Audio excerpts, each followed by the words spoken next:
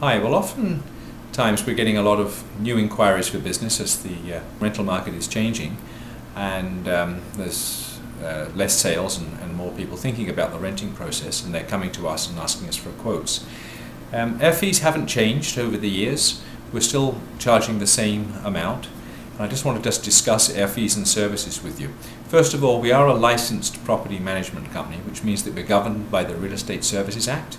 All funds that are taken are held in audited trust accounts. Just to give you some idea of how much it costs to stay in business here, I have two full-time accounting women. One of them is almost a CGA, in fact will be in this next week or two. I then have an overseeing controller who comes in out of the office, and then we have auditing accounting firm on an annual basis. Our accounting costs for this office are probably about $125,000 a year. That's just to have our books run in a proper manner that satisfies the Real Estate Council and the Real Estate Services Act. We are on call 24/7. In a sense, we're sort of like an insurance policy for you. If you take us on, you don't have to worry about your property. We're here.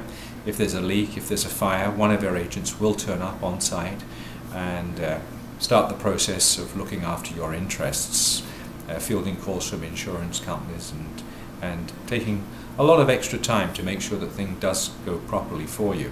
So in essence, a lot of times we're passive and people think, well, what are they doing? They're just taking the rent. But in actual fact, we're following up with the tenants for their rent.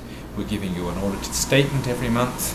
We're on call 24/7, which means that in the unlikely event that something should happen, i.e. there's a fire or a flood, and believe it or not, these things do happen. We deal with something like this on one of our suites on a monthly basis. Something happens.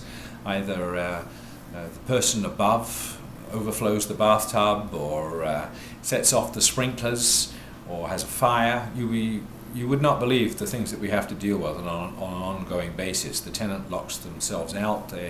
Somebody tries to access the suite because they forgot their keys. They kick the door down. We have to replace the things. Of course, we go to arbitration, go after the tenant for all these things. But there's constantly things going on. And a lot of times we don't like to disturb the owners with it, but these issues do have to be attended to.